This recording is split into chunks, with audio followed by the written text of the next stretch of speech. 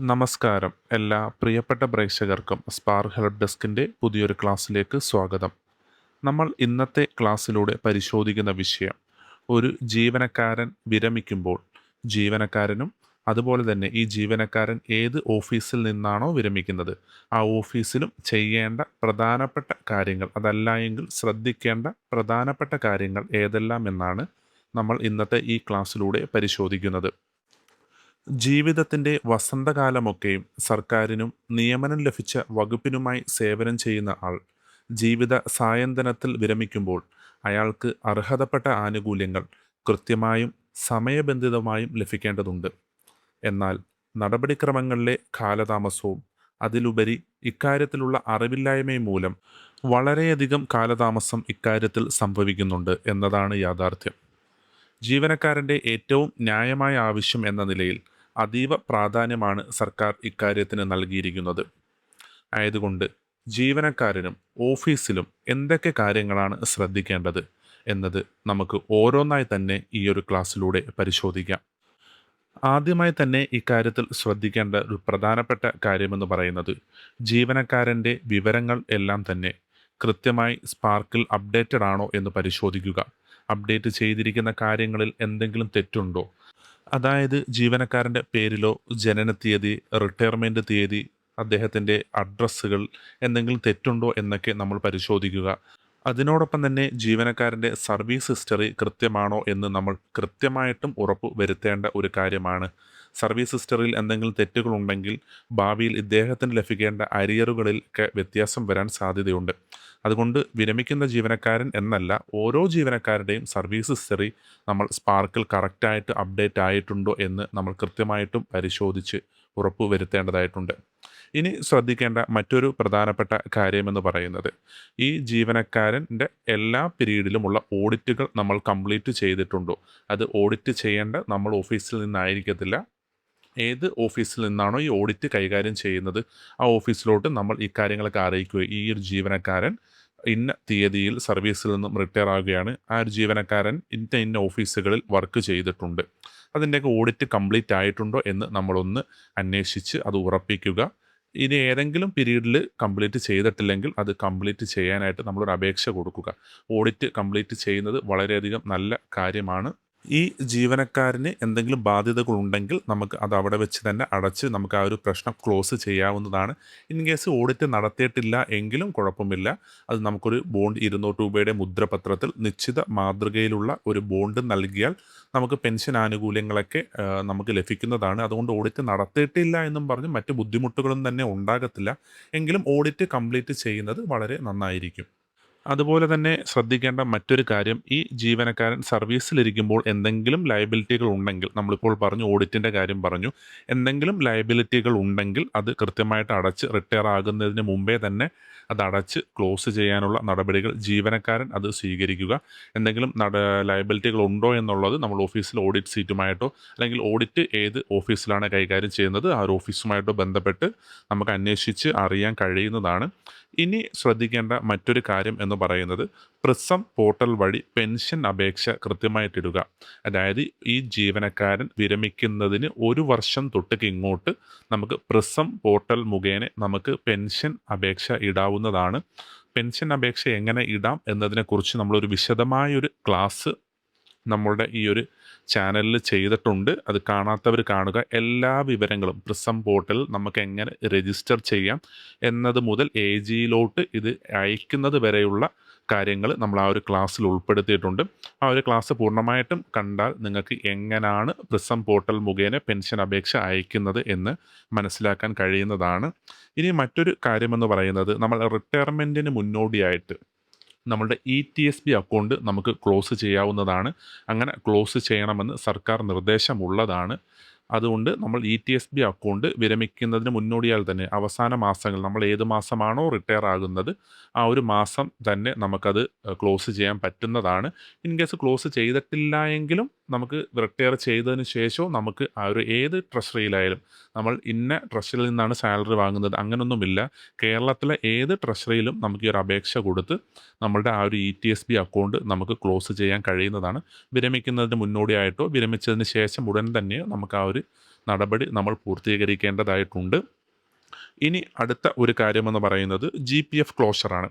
GPF ക്ലോഷറും നമുക്ക് വിരമിക്കുന്നതിന് മുന്നോടിയായിട്ട് 1 വർഷം മുതൽ ഇങ്ങോട്ട് നമുക്ക് ക്ലോഷർ അപേക്ഷ ഇടാൻ കഴിയുന്നതാണ്. അത് നമ്മൾ ഒരു കാര്യം ശ്രദ്ധിക്കേണ്ടത്, വിരമിക്കുന്നതിൻ്റെ അവസാനത്തെ 3 മാസങ്ങളിൽ നമ്മളെ ൽ നിന്നും ഈ ഒരു GPFൻ്റെ തുക നമ്മൾ ഈടാക്കേണ്ടതില്ല. അതിന് മുമ്പായിട്ട് നമ്മൾ ഇത് നിർത്തേണ്ടതായിട്ടുണ്ട്. ആ ഒരു കാര്യം കൂടി ശ്രദ്ധിക്കുക. GPF ക്ലോഷർ സംബന്ധിച്ചും വിശദമായൊരു ക്ലാസ് നമ്മളുടെ ചാനലിലുണ്ട്. അത് കാണുക. അത് കണ്ടു കഴിഞ്ഞാൽ എല്ലാ കാര്യങ്ങളും നമുക്കത് മനസ്സിലാക്കാൻ കഴിയുന്നതാണ്. അതായത് GPF അപേക്ഷ എങ്ങനെ ഇടുന്നു, അത് അപ്രൂവായി വന്നതിന് ശേഷം എങ്ങനെ ബില്ലെടുക്കുന്നു തുടങ്ങിയ എല്ലാ കാര്യങ്ങളും നമ്മൾ ആ ഒരു ക്ലാസ്സിൽ ഡിസ്കസ് ചെയ്തിട്ടുണ്ട്. അത് കണ്ടാൽ ആ ഒരു കാര്യത്തിൽ ആ ഒരു വീഡിയോ കണ്ടു കഴിഞ്ഞാൽ, ആ ഒരു ക്ലാസ് കണ്ടു കഴിഞ്ഞാൽ നിങ്ങൾക്ക് എല്ലാ കാര്യങ്ങളും മനസ്സിലാക്കാൻ കഴിയുന്നതാണ്. അതേകണക്ക് തന്നെ മറ്റൊരു കാര്യമെന്ന് പറയുന്നത്, ചിലപ്പോൾ പലപ്പോഴും നമ്മൾ GPF ക്ലോഷർ ആയി വന്നതിന് ശേഷവും അബദ്ധവശാൽ നമ്മൾ PFലോട്ട് പൈസ അടയ്ക്കുന്ന കേസുകളൊക്കെ കണ്ടിട്ടുണ്ട്. പലപ്പോഴും ഇപ്പം ക്ലോഷർ അപേക്ഷ ഇട്ടു, അതിനുശേഷം ഇപ്പോൾ തന്നെ റിവിഷൻ അരിയറൊക്കെ പലരും അത് ശ്രദ്ധിക്കാതെ GPFലോട്ട് പോയ കേസുകളൊക്കെ ഉണ്ട്. ഇങ്ങനെയൊക്കെ ആയിക്കഴിഞ്ഞാൽ നമുക്ക് ആ ഒരു പൈസ നമുക്ക് തീർച്ചയായിട്ടും അത് തിരിച്ച് കിട്ടുന്നതാണ്. അതിനായിട്ട് നമ്മൾ AGയിലോട്ടൊരു അപേക്ഷ കൊടുക്കുക. എന്തുകൊണ്ടാണ് ഈ പൈസ പോയത്, അതിൻ്റെ ആ ഒരു ബില്ലിൻ്റെ ഷെഡ്യൂളൊക്കെ ഉൾപ്പെടുത്തി AGയിലോട്ട് അപേക്ഷ കൊടുക്കുമ്പോഴേക്കും AGയിൽ നിന്നും നമുക്കൊരു സ്ലിപ്പ്, റെസിഡ്യുവൽ ബാലൻസ്, ഒരു PF സ്ലിപ്പ് നമുക്ക് ലഭിക്കുന്നതാണ്. അത് നമ്മൾ സ്പാർക്കിൽ പ്രോസസ്സ് ചെയ്യുക. GPF ക്ലോഷർ എങ്ങനെയാണോ പ്രോസസ്സ് ചെയ്ത് അതേ ഒരു മാതൃകയിൽ പ്രോസസ്സ് ചെയ്ത് നമ്മൾ അധികമായി അടച്ച തുക, അതായത് ക്ലോസ് ചെയ്തതിന് ശേഷം അധികമായി അടച്ചിട്ടുണ്ടെങ്കിൽ ആ ഒരു തുക നമുക്ക് തിരികെ ലഭിക്കുന്നതാണ്. ഇനി മറ്റൊരു കാര്യം നമ്മൾ ശ്രദ്ധിക്കേണ്ടത് എന്ന് പറയുന്നത് SLI, അതായത് മുമ്പെന്ന് പറഞ്ഞാൽ 55 വയസ്സായിരുന്നു നമ്മളുടെ റിട്ടയർമെൻറ്റ് ഏജ്. അപ്പോൾ ആ ഒരു കേസിലൊക്കെ പലരുടെയും SLI മെച്യൂർ ആയിട്ടുണ്ട്. അങ്ങനെയൊക്കെയുള്ള കേസിൽ SLI നമ്മൾ ക്ലോസ് ചെയ്യേണ്ടതായിട്ടുണ്ട്. SLI ക്ലോസ് ചെയ്യുന്നതിനായിട്ട് നമ്മളൊരു അപേക്ഷ, SLIയുടെ ഒരു application for claim in SLI policy ഒരു അപേക്ഷയുണ്ട്. ആ ഒരു അപേക്ഷ, ഇതിൻ്റെയൊക്കെ ലിങ്ക് ഞാൻ ഡിസ്ക്രിപ്ഷൻ ബോക്സിൽ കൊടുക്കുന്നുണ്ട്. നമ്മൾ ഈ പറയുന്നതിൻ്റെ എല്ലാം വിവരങ്ങളൊക്കെ അടങ്ങിയ ആപ്ലിക്കേഷൻ ഫോംസൊക്കെ മെൻഷൻ ചെയ്യുന്നുണ്ടെങ്കിൽ അതിൻ്റെ ഇതും നമ്മൾ മുമ്പ് ചെയ്ത ക്ലാസ്സിൻ്റെയൊക്കെ ലിങ്ക് ഉണ്ടെങ്കിൽ ഞാൻ അത് കൊടുക്കുന്നുണ്ട്. നിങ്ങൾ ജസ്റ്റായിട്ട് ഈ ക്ലാസ് കാണുമ്പോൾ തന്നെ ആ ഒരു ഡിസ്ക്രിപ്ഷൻ ബോക്സ് ഒന്ന് നോക്കിക്കഴിഞ്ഞാൽ അത് കാണാൻ കഴിയുന്നതാണ്. അതേപോലെ തന്നെ പോളിസി സർട്ടിഫിക്കറ്റ് നമ്മൾ കൊടുക്കേണ്ടതുണ്ട്. അതിനുശേഷം എല്ലാം പൂർണ്ണമായും ഫില്ല് ചെയ്തിട്ടുള്ള പാസ്ബുക്കും നമ്മൾ കൊടുക്കേണ്ടതായിട്ടുണ്ട്. ഒരു ഉദാഹരണം നമുക്ക് പരിശോധിക്കുകയാണെങ്കിൽ, ഒരു ജീവനക്കാരൻ ആദ്യം ഒരു SLI പോളിസി എടുത്തു. ആ സമയത്ത് വിരമിക്കൽ പ്രായം 55 വയസ്സായിരുന്നു. ഈ ജീവനക്കാരൻ്റെ ജനന തീയതി എന്ന് പറയുന്നത് ജനുവരി 15 കരുതുക. അങ്ങനെയാണെങ്കിൽ ഈ ജീവനക്കാരൻ പ്രീമിയം അടയ്ക്കേണ്ട അവസാന തീയതി എന്ന് പറയുന്നത് ഏത് തീയതി വരാമെന്ന് പറഞ്ഞു കഴിഞ്ഞാൽ ജനുവരി 14. ഈ ജീവനക്കാരൻ 55 വയസ്സാകുന്ന വർഷത്തിൻ്റെ ആ ഒരു ജനുവരി 14 വരെയാണ് ഈ ജീവനക്കാരൻ്റെ പ്രീമിയം അടയ്ക്കേണ്ടതായിട്ടുള്ളത്. അതായത് നമ്മളെ ജനുവരിയിലെ സാലറിയിൽ നിന്ന് ആ ഒരു പ്രീമിയം കൂടി പിടിച്ചതിന് ശേഷം നമുക്ക് ഫെബ്രുവരി മാസം ആദ്യം നമുക്ക് ക്ലോഷറിന് അപേക്ഷ കൊടുക്കാവുന്നതാണ്. അപ്പോൾ ഈ ഒരു ക്ലോഷറിൽ എന്തൊക്കെ വേണമെന്ന് നമ്മൾ പറഞ്ഞു. ആ ഒരു SLIയുടെ ക്ലെയിം ഫോം വേണം, പോളിസി സർട്ടിഫിക്കറ്റ് വേണം, അത് കണക്ക് തന്നെ പാസ്ബുക്ക് എല്ലാ കാര്യങ്ങളും ഫില്ല് ചെയ്തിട്ടുള്ള പാസ്ബുക്ക് ആയിരിക്കണം. ഇതിനോടൊപ്പം നമ്മുടെ ഓഫീസ് മേധാവിയുടെ കവർ ലെറ്റർ സഹിതം ജില്ലാ ഇൻഷുറൻസ് ഓഫീസിലേക്കാണ് നമ്മൾ SLI ക്ലോഷർ ചെയ്യുന്നതിനുള്ള അപേക്ഷ അയക്കേണ്ടത്. ഇനി മറ്റൊരു കാര്യം ശ്രദ്ധിക്കേണ്ടതെന്ന് പറഞ്ഞാൽ, ഭൂരിഭാഗം ജീവനക്കാർക്ക് ഒന്നിൽ കൂടുതൽ SLI പോളിസികൾ ഉണ്ടാകും. അപ്പോൾ ഓരോന്നും മെച്യൂർ ആകുമ്പോൾ ഓരോന്നും നമ്മൾ പ്രത്യേകമാണ് അയക്കേണ്ടത്. ഇനി ഇക്കാര്യത്തിൽ ശ്രദ്ധിക്കേണ്ട മറ്റൊരു കാര്യമെന്ന് പറയുന്നത്, പോളിസി സർട്ടിഫിക്കറ്റ് നഷ്ടപ്പെട്ടാൽ നമ്മൾ 500 രൂപയുടെ മുദ്രപത്രത്തിൽ ഒരു അഫിഡവിറ്റ് കൂടി തയ്യാറാക്കി അപേക്ഷകൻ ഒപ്പിട്ട് നൽകേണ്ടതുണ്ട്.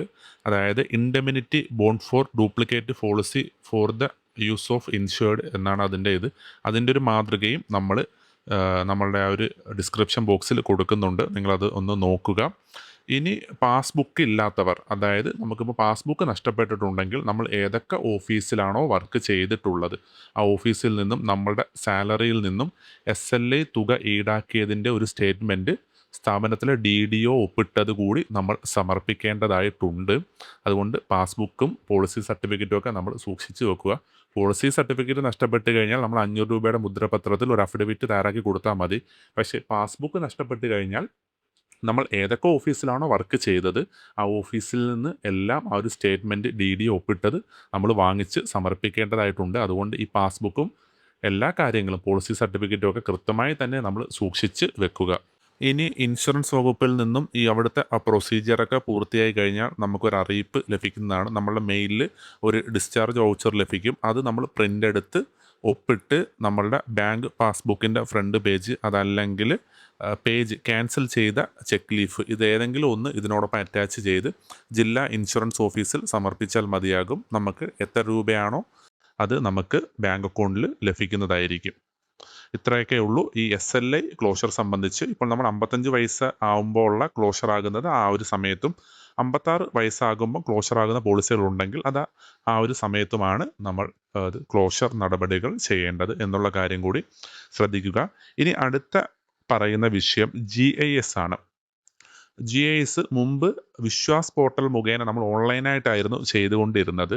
എന്നാൽ നിലവിൽ നമ്മൾ ഈ ഒരു ക്ലാസ് ചെയ്യുന്ന സമയത്ത് വിശ്വാസ് പോർട്ടൽ ഡൗൺ ആണ്. ഒരു 2024 ആ ഒരു സമയം തൊട്ടൊക്കെ തന്നെ ഇത് ഡൗൺ ആണെന്നാണ് അറിവ്. അപ്പോൾ അന്ന് തൊട്ടൊക്കെ നമ്മൾ മാനുവലായിട്ട് തന്നെയാണ് ചെയ്തുകൊണ്ടിരിക്കുന്നത്. ഇതിന് മുമ്പൊക്കെ വിശ്വാസ് പോർട്ടൽ വഴിയായിരുന്നു ചെയ്യുന്നത്. നിലവിൽ നമ്മൾ മാനുവലായിട്ട് ചെയ്യുമ്പോൾ ഒരു GIS ഫോം 3 ഉണ്ട്. ഇതിനകത്താണ് നമുക്ക് ജീവനക്കാരുടെ അപേക്ഷ തരുന്നത്. അത് നമ്മൾ പരിശോധിച്ച് ഈ ജീവനക്കാരൻ്റെ പാസ്ബുക്കും എല്ലാം കംപ്ലീറ്റ് ആണോ എന്ന് നമ്മൾ നോക്കണം. കംപ്ലീറ്റ് ആണെന്ന് പരിശോധിച്ചതിന് ശേഷം GIS ക്ലെയിം രജിസ്ട്രേഷൻ ഫോം ഉണ്ട്. നമ്മൾ ലിങ്ക് ഡിസ്ക്രിപ്ഷൻ ബോക്സിൽ കൊടുക്കുന്നതാണ്. അത് പൂർണ്ണമായിട്ടും ഫില്ല് ചെയ്ത് നമ്മളുടെ സ്ഥാപന മേധാവിയുടെ കവർ ലെറ്റർ സഹിതം നമ്മൾ ജില്ലാ ഇൻഷുറൻസ് ഓഫീസിലോട്ടാണ് അപേക്ഷ കൊടുക്കുന്നത്. ഇത് അവിടുത്തെ നടപടിക്രമങ്ങൾ പൂർത്തിയായതിനു ശേഷം നമ്മളുടെ ഓഫീസിൻ്റെ മെയിലിലോട്ട് ഒരു ഡിസ്ചാർജ് വൗച്ചർ ലഭിക്കുന്നതാണ്.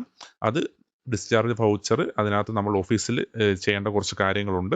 അത് കംപ്ലീറ്റ് ചെയ്തതിന് ശേഷം ഈ ജീവനക്കാരൻ അതിൽ ഒപ്പിട്ട് നമ്മൾ വീണ്ടും കവർ ലെറ്റർ ഒപ്പിടുന്നതിനോടൊപ്പം തന്നെ ജീവനക്കാരൻ്റെ പാസ്ബുക്കിൻ്റെ ഫ്രണ്ട് പേജ്, അതല്ലെങ്കിൽ ക്യാൻസൽഡ് ചെക്ക് ലീഫ്, ഇതിലേതെങ്കിലും ഒന്ന് വെച്ച് നമ്മൾ സ്ഥാപന മേധാവിയുടെ കവർ ലെറ്റർ സഹിതം വീണ്ടും നമ്മൾ ജില്ലാ ഇൻഷുറൻസ് ഓഫീസിലോട്ട് അയക്കുക. അതിനുശേഷം ഈ ജീവനക്കാരൻ്റെ ബാങ്ക് അക്കൗണ്ടിലോട്ട് ഈ ഒരു GISൻ്റെ ആ ഒരു തുകയും കൂടി ക്രെഡിറ്റ് ആകുന്നതാണ്. ഒരു കാര്യം നമ്മളിവിടെ പ്രത്യേകം ശ്രദ്ധിക്കേണ്ടത്, GIS നമ്മളുടെ അവസാന മാസ സാലറി വരെ നമ്മളിത് ഈടാക്കേണ്ടതുണ്ട്. മറ്റേ SLI നമ്മൾ പറഞ്ഞു അതിനൊരു മെച്യൂരിറ്റി ഉണ്ട്. 55 വയസ്സ് റിട്ടയർ ഉള്ള സമയത്ത് എടുത്ത പോളിസി ആണെങ്കിൽ അതുവരെയും, 56 വയസ്സാക്കിയതിന് ശേഷം എടുത്ത പോളിസി ആണെങ്കിൽ അതുവരെയും എന്നുള്ളത് നമ്മളൊരു പറഞ്ഞു. പക്ഷേ GISന് അങ്ങനെയില്ല. നമ്മൾ ഏത് മാസം വരാണോ ഉള്ളത്, നമ്മൾ റിട്ടയർ ആകുന്ന മാസം വരെ നമ്മൾ GIS തുക ഈടാക്കേണ്ടതാണ്. അവസാന മാസ സാലറിയിൽ നിന്നും അത് ഈടാക്കിയതിന് ശേഷം മാത്രമേ നമ്മൾ ഈ ഒരു GIS ക്ലോഷർ നടപടികൾ ചെയ്യാവൂ എന്നുള്ള കാര്യം കൂടി ശ്രദ്ധയിൽപ്പെടുത്തുന്നു. ഈ ഒരു ജീവനക്കാരൻ്റെ അവസാന മാസ സാലറി നമ്മൾ മാറിക്കൊടുത്തതിന് ശേഷം നമ്മൾ റിട്ടയർമെൻറ്റ് അപ്ഡേറ്റ് ചെയ്യേണ്ടതായിട്ടുണ്ട്. റിട്ടയർമെൻറ്റ് അപ്ഡേറ്റ് ചെയ്യുമ്പോൾ നമ്മൾ ഈ ജീവനക്കാരന് എന്തെങ്കിലും സാലറി അരിയർ മാറിക്കൊടുക്കാനുണ്ടോ എന്നുള്ള കാര്യം നമ്മൾ പരിശോധിച്ച് ഉറപ്പ് വരുത്തുക. അതായത് എന്തെങ്കിലും ഇൻക്രിമെൻറ്റ് അങ്ങനെ വന്നപ്പോൾ ഉണ്ടായ എന്തെങ്കിലും അരിയറൊക്കെ മാറി കൊടുക്കാനുണ്ടോ എന്ന് നമ്മൾ പരിശോധിച്ച് ഉറപ്പ് വരുത്തുക. പിന്നീട് ഈ റിട്ടയർമെൻറ്റ് അപ്ഡേറ്റ് ചെയ്തതിന് ശേഷം അത് റിവേർട്ട് ചെയ്യുന്നതൊക്കെ കുറച്ച് പാടാണ്. നമ്മൾ സ്പാർക്കിലൊക്കെ പോയി അവിടെ നിന്നാണ് ഇത് മാറ്റി തരേണ്ടത്. അതുകൊണ്ട് ജീവനക്കാരന് എന്തെങ്കിലും അരിയറുകൾ, സാലറി അരിയറുകൾ ഉണ്ടോ എന്ന് പരിശോധിച്ച് ഉറപ്പ് വരുത്തേണ്ടതാണ്.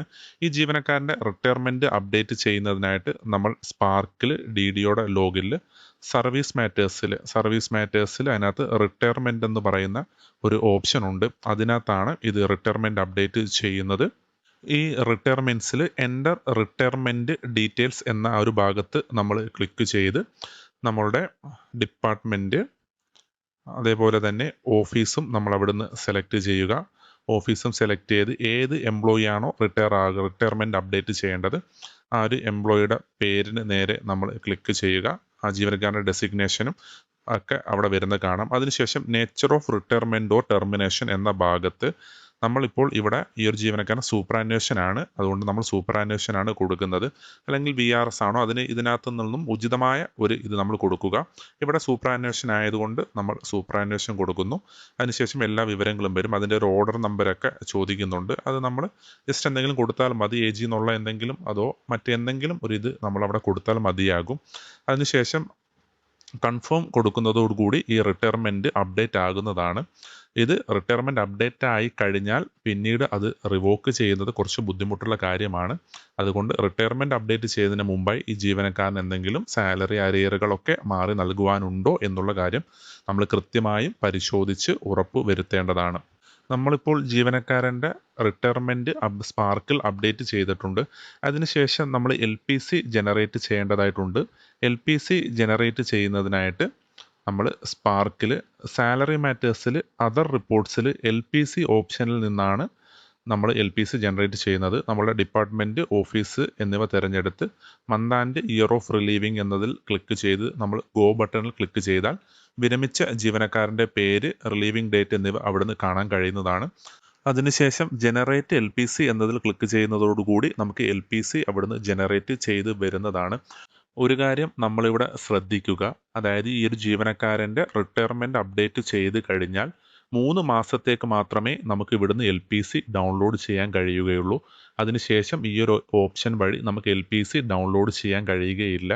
ഇനി ഇതിന് ശേഷമാണെങ്കിൽ നമ്മൾ മാനുവലായിട്ട് LPC തയ്യാറാക്കണം. നമ്മളിപ്പോൾ LPC ജനറേറ്റ് ചെയ്തു. ഈ LPC എന്തിനാണ് ജനറേറ്റ് ചെയ്തത് എന്ന് ചോദിച്ചു കഴിഞ്ഞാൽ, ഈ ഒരു LPC നമ്മളുടെ പെൻഷൻ വാങ്ങുന്ന ട്രഷറിയിൽ, അതായത് ഈ ജീവനക്കാരൻ പെൻഷൻ വാങ്ങുന്നതിനായിട്ട് ഒരു ട്രഷറി പ്രിസം പോർട്ടലിൽ അപേക്ഷ സമർപ്പിച്ചപ്പോൾ സെലക്ട് ചെയ്തിട്ടുണ്ടായിരിക്കും. ഈ ഒരു ട്രഷറിയിലോട്ട് ഈ LPC എത്തിയാൽ മാത്രമേ ട്രഷറിയിൽ നിന്നും ജീവനക്കാരന് പെൻഷൻ ലഭിക്കുകയുള്ളൂ.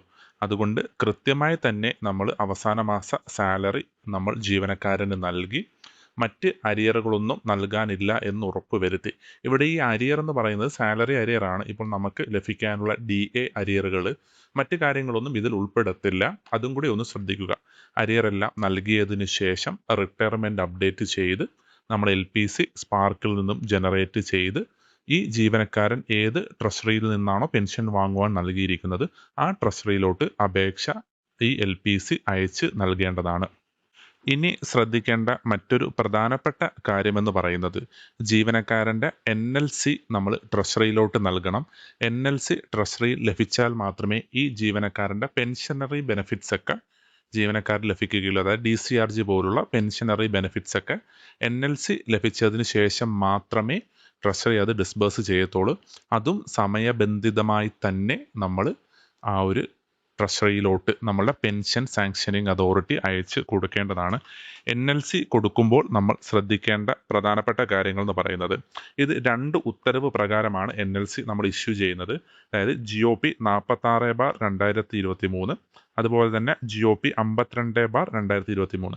ഇതിൽ 46/2023 ആണ് മെയിൻ ഉത്തരവ്. അതിൽ ചെറിയൊരു ഭേദഗതി വരുത്തിയ ഉത്തരവാണ് ഈ 52/2023 ഫിനാൻസ് എന്ന് പറഞ്ഞ ധനവകുപ്പിൽ നിന്നുള്ള ഉത്തരവാണ്. ഇത് രണ്ടും, ഇതിലുള്ള കണ്ടീഷൻസ് എല്ലാം നമ്മൾ വ്യക്തമായി പഠിച്ച് പരിശോധിച്ച് ഈ ജീവനക്കാരൻ ഏത് കാറ്റഗറിയിൽ വരുന്നതാണോ അതിനനുസരിച്ചാണ് നമ്മൾ NLC കൊടുക്കേണ്ടത്. ഇപ്പോൾ എന്തെങ്കിലും ലയബിലിറ്റി ഉണ്ടെങ്കിൽ നമ്മൾ LC സർട്ടിഫിക്കറ്റ് ആണ് നൽകേണ്ടത്. അതുകൂടി നമ്മളൊന്ന് ശ്രദ്ധിക്കുക. ഇതിൽ ജീവനക്കാരൻ്റെ പേരിൽ ബാധ്യതകളൊന്നും ഇല്ല എങ്കിൽ ആ രീതിയിലും, അല്ലെങ്കിൽ സർക്കാർ ബാധ്യതകളുണ്ടെങ്കിൽ അതും എല്ലാം ഉൾപ്പെടുത്തിയ ഒരു മാതൃക ഞാൻ അത് ലിങ്കിൽ കൊടുക്കാം, ഡിസ്ക്രിപ്ഷൻ ബോക്സിൽ കൊടുക്കുന്നുണ്ട്, ഉത്തരവിൻ്റെയും മറ്റ് കാര്യങ്ങളും. അപ്പോൾ ഈ ഓഡിറ്റുകളെല്ലാം പൂർത്തിയാക്കിയ ഒരു ജീവനക്കാരനാണെങ്കിൽ, ഈ ജീവനക്കാരൻ ഏതൊക്കെ ഓഫീസിൽ വർക്ക് ചെയ്തോ അവിടുത്തെ എല്ലാ ഓഡിറ്റ് പൂർത്തിയാക്കിയ ഒരു ജീവനക്കാരനാണെങ്കിൽ നമുക്ക് NLC നോൺ ലയബിലിറ്റി സർട്ടിഫിക്കറ്റ് നമുക്ക് ഒരു ലയബിലിറ്റിയും ഇല്ല എന്നുള്ള രീതിയിൽ കൊടുക്കാം. ഇനി അതല്ല, ഈ ജീവനക്കാരൻ്റെ ഓഡിറ്റുകൾ പൂർത്തിയാക്കിയിട്ടില്ല എങ്കിൽ ഈ ജീവനക്കാരൻ 200 രൂപ മുദ്രപത്രത്തിൽ ഒരു സമ്മതപത്രം നമ്മൾ പെൻഷൻ സാങ്ഷനിങ് അതോറിറ്റിക്ക് എഴുതി കൊടുക്കേണ്ടതാണ്. അത് പ്രകാരമായിരിക്കും ജീവനക്കാരന് NLC കൊടുക്കുന്നത്. അപ്പം അങ്ങനെയുള്ള കേസിൽ അതിനനുസരിച്ചാണ് നമ്മൾ NLC ചെയ്യേണ്ടത്. അത് ഈ GOP 46/2023 എന്ന ഒരു ഉത്തരവ് പരിശോധിച്ചാൽ തന്നെ നമുക്ക് മനസ്സിലാക്കാൻ കഴിയുന്നതാണ്. ഈ ഒരു ജീവനക്കാരൻ്റെ പേരിൽ എന്തെങ്കിലും സർക്കാർ ബാധ്യതകൾ നിലനിൽക്കുന്നുണ്ട് എങ്കിൽ നമുക്ക് LC സർട്ടിഫിക്കറ്റ് ട്രഷറിയിൽ നൽകി അത് ഈ ജീവനക്കാരൻ്റെ DCRGയിൽ നിന്നും നമുക്ക് ഈടാക്കാൻ കഴിയുന്നതാണ്. അതുപോലെ തന്നെ ഇവിടെ ശ്രദ്ധിക്കേണ്ട മറ്റൊരു കാര്യമെന്ന് പറയുന്നത്, ഈ ജീവനക്കാരൻ ഏതെങ്കിലും സർക്കാർ കമ്പനി, ലോക്കൽ ബോഡികൾ, കോപ്പറേറ്റീവ് സൊസൈറ്റികൾ എന്നിവിടങ്ങളിൽ നിന്നും ലോൺ എടുക്കുകയോ ലോൺ എടുത്ത മറ്റാർക്കെങ്കിലും വേണ്ടി ജാമ്യം നിൽക്കുകയോ അങ്ങനെ എന്തെങ്കിലും റിക്കവറി നോട്ടീസ് വന്നിട്ടുണ്ടെങ്കിൽ ഈ ജീവനക്കാരൻ്റെ DCRGയിൽ നിന്നും നമുക്ക് നേരിട്ട് അത് ഈടാക്കാൻ കഴിയുകയില്ല. ഈ ജീവനക്കാരൻ സമ്മതപത്രം നൽകിയാൽ മാത്രമേ ഇത്തരത്തിലുള്ള റിക്കവറികൾ നമുക്ക് ചെയ്യുവാൻ കഴിയത്തുള്ളൂ. ഇവിടെ ശ്രദ്ധിക്കേണ്ട മറ്റൊരു പ്രധാനപ്പെട്ട കാര്യം, ഈ ജീവനക്കാരൻ ലോൺ എടുക്കുമ്പോഴോ അല്ലെങ്കിൽ മറ്റൊരാൾക്ക് വേണ്ടി ജാമ്യം നിൽക്കുമ്പോഴോ ഒരു സമ്മതപത്രം നൽകുമല്ലോ, അത് ഈ ജീവനക്കാരൻ ഈ റിട്ടയർ ആവുമ്പോൾ DCRGയിൽ നിന്നും ഈ തുക പിടിക്കാമെന്ന തരത്തിൽ ഒരു സമ്മതപത്രമായി വ്യാഖ്യാനിച്ച് നമ്മൾ DCRGയിൽ നിന്ന് പിടിക്കാൻ കഴിയുകയില്ല. ഇത് സംബന്ധിച്ച് സർക്കാർ ഒരു ഉത്തരവ് ഇറക്കിയിട്ടുണ്ട്, അത് നിങ്ങൾക്ക് പരിശോധിക്കാവുന്നതാണ്.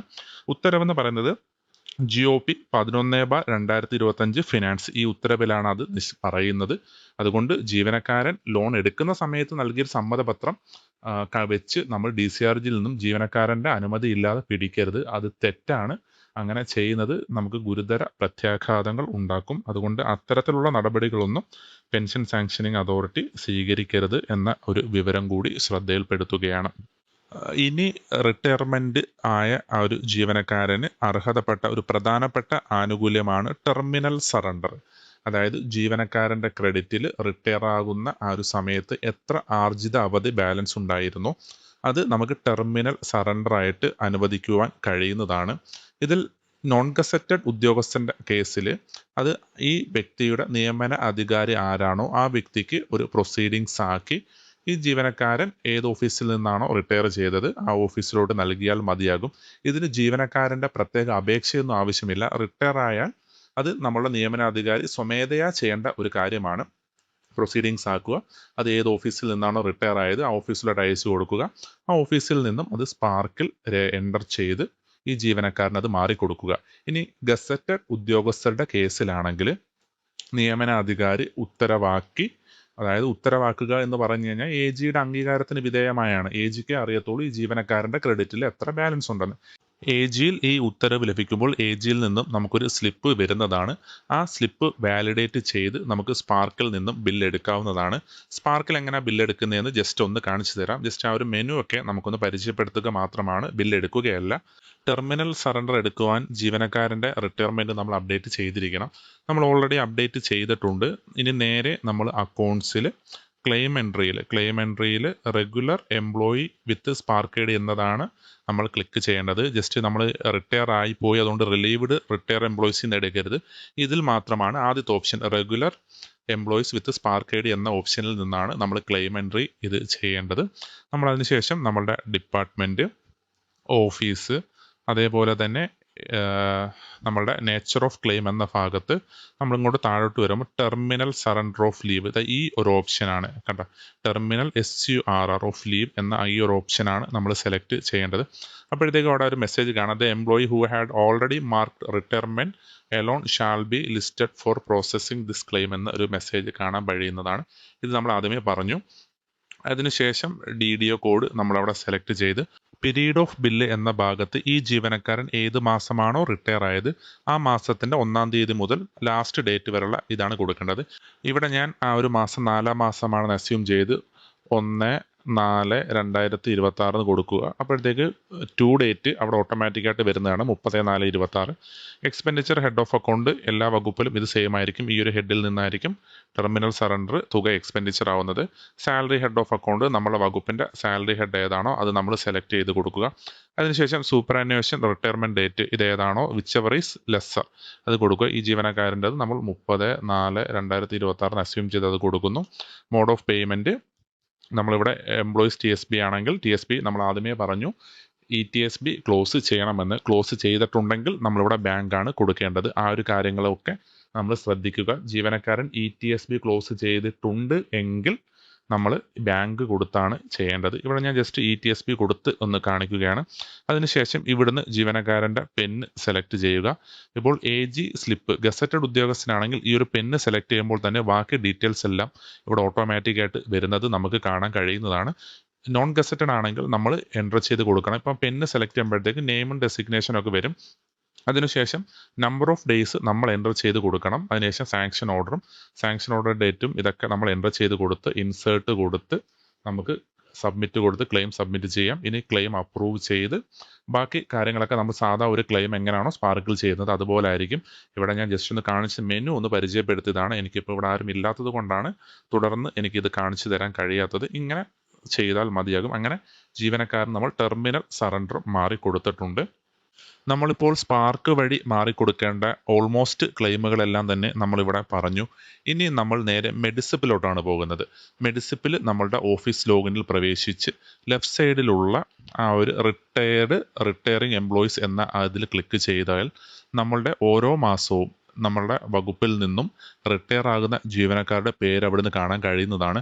അവിടെ നമ്മളുടെ റിട്ടയറായ ജീവനക്കാരൻ്റെ പേരും നമ്മളുടെ ഓഫീസിൽ നിന്നും റിട്ടയറായ ജീവനക്കാരൻ്റെ പേരും കാണാം. അതിന് ഏറ്റവും വലതുവശത്തുള്ള ബ്ലോക്കിൽ ക്ലിക്ക് ചെയ്ത് നമ്മൾ ഈ ഒരു ജീവനക്കാരനെ മെഡിസപ്പിൽ ബ്ലോക്ക് ചെയ്യേണ്ടതുണ്ട്. ഇവിടെ ബ്ലോക്ക് ചെയ്താൽ മാത്രമേ ട്രഷറിയിൽ അവിടെ ഈ ജീവനക്കാരൻ്റെ പേര് ലിസ്റ്റ് ചെയ്യത്തുള്ളൂ. അപ്പോൾ ജീവനക്കാരൻ റിട്ടയർ ചെയ്ത് കഴിഞ്ഞാൽ മെഡിസപ്പിൽ ബ്ലോക്ക് ചെയ്യാനും ശ്രദ്ധിക്കുക. മറ്റൊരു പ്രധാനപ്പെട്ട കാര്യം നമ്മളിനി ശ്രദ്ധിക്കേണ്ടത് ഈ പെൻഷനായവർക്കും പിന്നീട് ഈ വ്യക്തിയുടെ സർവീസ് പീരീഡിൽ എന്തെങ്കിലും അരിയറുകൾ ലഭിക്കാനുണ്ടെങ്കിൽ, ഇപ്പോൾ തന്നെ ഇപ്പോഴത്തെ ഒരു കേസ് നമ്മൾ നോക്കുകയാണെങ്കിൽ പേ റിവിഷൻ അരിയറുകൾ, അതായത് റിട്ടയർ ആയതിനു ശേഷം പലർക്കും പേ റിവിഷൻ അരിയർ, അതായത് സർവീസ് കാലത്ത് ആ ഒരു പേ റിവിഷൻ അരിയർ ലഭിക്കുന്നുണ്ട്. ഇങ്ങനെയൊക്കെ വരുമ്പോൾ പലപ്പോഴും ചില കേസുകളിലൊക്കെ ഈ വ്യക്തിയുടെ സർവീസ് ഹിസ്റ്ററിയൊക്കെ നമുക്ക് കറക്റ്റ് ചെയ്യേണ്ടതായിട്ട് വരും. അതല്ല എങ്കിൽ ഈ ജീവനക്കാരൻ്റെ ബാങ്ക് അക്കൗണ്ട് ചിലപ്പോൾ ഇൻ കേസ് മാറ്റേണ്ടി വരുന്ന കേസുകളൊക്കെ ഉണ്ടാവാം. അപ്പോൾ ഇതൊക്കെ എങ്ങനെ ചെയ്യാം എന്ന് നമുക്കൊന്ന് നോക്കിക്കഴിഞ്ഞാൽ, ഈ വ്യക്തിയുടെ സർവീസ് ഹിസ്റ്ററിയിലൊക്കെ എന്തെങ്കിലും തിരുത്തൽ വരുത്തണമെന്നുണ്ടെങ്കിൽ നമ്മൾ സാലറി മാറ്റേഴ്സ് എന്ന ഒരു ഓപ്ഷനിലാണ് നമ്മൾ പോകേണ്ടത്. നമ്മളിവിടെ സാലറി മാറ്റേഴ്സിൽ പ്രോസസ്സിംഗ് എന്ന ആ ഒരു മെനുവിൽ അരിയർ എന്ന് കണ്ടോ, അരിയർ എന്നതിൽ വീണ്ടും നമ്മൾ വന്ന് സാലറി അരിയറിൽ നമ്മൾ വീണ്ടും വന്ന് സാലറി അരിയർ റിട്ടയേർഡ് എംപ്ലോയീസ്, നമ്മൾ ഇത്രയും മെനു നമ്മളൊന്ന് ശ്രദ്ധിക്കുക. Salary arrear for retired employees എന്നതിൽ വന്നിട്ട് നമ്മൾ ഇവിടെ നമുക്ക് ഓപ്ഷൻ ഉണ്ട്, എഡിറ്റ് സർവീസ് ഹിസ്റ്ററി ക്ലിക്ക് ചെയ്ത് നമുക്ക് സർവീസ് ഹിസ്റ്ററി ഇത് ചെയ്യാൻ പറ്റും. എഡിറ്റ് പ്രസന്റ് സാലറിയിൽ ക്ലിക്ക് ചെയ്ത് നമുക്ക് ഈ ജീവനക്കാരൻ്റെ ബാങ്ക് അക്കൗണ്ടുകൾ എന്തെങ്കിലും മാറ്റമുണ്ടോ എങ്കിൽ നമുക്ക് അതിനനുസരിച്ചും ചെയ്യാൻ പറ്റും. ഇപ്പം ഞാനിവിടെ എഡിറ്റ് സർവീസ് ഹിസ്റ്ററി ഒന്ന് ക്ലിക്ക് ചെയ്യുകയാണ്. അതിൽ നിന്നും നമ്മളെ ഡിപ്പാർട്ട്മെൻറ്റ്, ഓഫീസ്, അതേപോലെ തന്നെ ഈ റിട്ടയർ ആയ ജീവനക്കാരൻ്റെ പെന്ന് നമ്മളിവിടെ സെലക്ട് ചെയ്യുക. അതിനുശേഷം ഈ ജീവനക്കാരൻ്റെ വിവരങ്ങളൊക്കെ നമുക്കിവിടെ കാണാൻ കഴിയുന്നതാണ്. ഇവിടെ നിന്നും നമുക്ക് ഈ ജീവനക്കാരൻ്റെ സർവീസ് ഹിസ്റ്ററി എഡിറ്റ് ചെയ്യാൻ കഴിയുന്നതാണ്. ഇനി നമ്മൾ സാലറി ഇതിൻ്റെ, അതായത് ബാങ്ക് അക്കൗണ്ട് വിവരങ്ങളൊക്കെ മാറ്റണം എന്നുണ്ടെങ്കിലും നമ്മൾ ഈ ഒരു ഓപ്ഷൻ തന്നെയാണ് എടുക്കേണ്ടത്. അതും ജസ്റ്റ് ഒന്ന് കാണിച്ചു തന്നാൽ, നമ്മൾ സാലറി മാറ്റേഴ്സിൽ പ്രോസസ്സിങ്ങിൽ ആ മെനു നിങ്ങളൊന്ന് ശ്രദ്ധിക്കുക. പ്രോസസ്സിങ്ങിൽ അരിയറിൽ സാലറി അരിയറിൽ ഏറ്റവും അവസാനത്തെ ഓപ്ഷൻ സാലറി അരിയർ റിട്ടയർഡ് എംപ്ലോയീസിൽ എഡിറ്റ് പ്രസന്റ് സാലറി എന്ന ആ ഒരു ഓപ്ഷനിൽ ക്ലിക്ക് ചെയ്ത് നമുക്ക് ഡിപ്പാർട്ട്മെൻറ്റും ഓഫീസും, അതായത് അതിനുശേഷം ഈ ജീവനക്കാരൻ്റെ പെന്നും നമ്മൾ സെലക്ട് ചെയ്ത് നമുക്ക് ഇവിടുന്ന് നമുക്ക് വേണമെങ്കിൽ ബേസിക് പേ മറ്റ് കാര്യങ്ങൾ തിരുത്താൻ പറ്റും. അത് കണക്ക് തന്നെ ക്രെഡിറ്റ് ടു ബാങ്ക് അക്കൗണ്ട്, ഇവിടെ നമ്മൾ യെസ് ആണ് കൊടുത്തേക്കുന്നത്. ബാങ്ക് അക്കൗണ്ട് നമുക്ക് ഈ ഒരു ഓപ്ഷനിൽ നിന്നും തിരുത്തി കൺഫേം കൊടുത്തു കഴിഞ്ഞാൽ ആ ഒരു വിവരങ്ങളും നമുക്ക് തിരുത്തുവാൻ കഴിയുന്നതാണ്. ഇനി നമ്മൾ ശ്രദ്ധിക്കേണ്ട പ്രധാനപ്പെട്ട മറ്റൊരു കാര്യം, ഈ വിരമിച്ച ജീവനക്കാരനെതിരെ എന്തെങ്കിലും അച്ചടക്ക നടപടികൾ നമ്മൾ തുടരുന്നുണ്ടെങ്കിൽ അത് നമ്മൾ റിട്ടയർ ചെയ്ത് 1 വർഷത്തിനുള്ളിൽ അത് പൂർത്തീകരിക്കേണ്ടതാണ് എന്നുള്ള ആ ഒരു വിവരങ്ങളും നമ്മൾ ശ്രദ്ധിക്കുക. അതേപോലെ തന്നെ ഈ ജീവനക്കാർക്കെതിരെ വിജിലൻസ് കേസ്, കോടതി കേസ്, വകുപ്പ് തല അച്ചടക്ക നടപടികൾ എന്നിവയിൽ അന്തിമ തീർപ്പായതിനു ശേഷം മാത്രമേ അന്തിമ പെൻഷൻ കമ്മ്യൂട്ടേഷൻ, DCRG തുടങ്ങിയ വിരമിക്കൽ ആനുകൂല്യങ്ങൾ നമുക്ക് അനുവദിക്കുവാൻ കഴിയുകയുള്ളൂ. അതുവരെ ജീവനക്കാരന് താൽക്കാലിക പെൻഷൻ മാത്രമാണ് അനുവദിക്കുന്നത് എന്ന വിവരം കൂടി ശ്രദ്ധയിൽപ്പെടുത്തുന്നു. ജീവനക്കാരൻ്റെ NLC, LC എന്നിവ നമ്മൾ ട്രഷറിയിലോട്ട് സമർപ്പിക്കുമ്പോൾ ഓഫീസ് സംവിധാനം നടപ്പിലാക്കിയിട്ടുള്ള ഓഫീസാണെങ്കിൽ നമ്മൾ ഓഫീസ് കമ്മ്യൂണിക്കേഷൻ വഴിയും, ഓഫീസ് സംവിധാനം നടപ്പിലാക്കാത്ത ഓഫീസ് ആണെന്നുണ്ടെങ്കിൽ പെൻഷൻ സാങ്ഷനിങ് അതോറിറ്റിയുടെ ഒപ്പ് രേഖപ്പെടുത്തി അത് ട്രഷറിയിലേക്ക് തപാൽ മുഖേന അയച്ചാൽ മതിയാകുന്നതാണ്. ഈ ഒരു ക്ലാസ്സിൽ നമ്മൾ വിരമിക്കുന്ന ജീവനക്കാരനും ഈ ജീവനക്കാരൻ ഏത് ഓഫീസിൽ നിന്നാണോ വിരമിക്കുന്നത് ആ ഒരു ഓഫീസും ശ്രദ്ധിക്കേണ്ട പ്രധാനപ്പെട്ട കാര്യങ്ങളൊക്കെയാണ് നമ്മൾ ഈ ഒരു ക്ലാസ്സിലൂടെ പരിശോധിച്ചത്. ഓൾമോസ്റ്റ് എല്ലാ കാര്യങ്ങളും നമ്മൾ ഈ ഒരു ക്ലാസ്സിലൂടെ കവർ ചെയ്തിട്ടുണ്ട്. ഈ ഒരു ഭാഗവുമായി ബന്ധപ്പെട്ട് ഏതെങ്കിലും കാര്യങ്ങൾ നമ്മൾ വിട്ടുപോയിട്ടുണ്ടെങ്കിലോ അതല്ല എങ്കിൽ എന്തെങ്കിലും സംശയങ്ങൾ ഉണ്ടെങ്കിലോ കമൻ്റായിട്ട് രേഖപ്പെടുത്താവുന്നതാണ്. നമുക്ക് പുതിയൊരു ക്ലാസ്സുമായിട്ട് വീണ്ടും കാണാം. നന്ദി.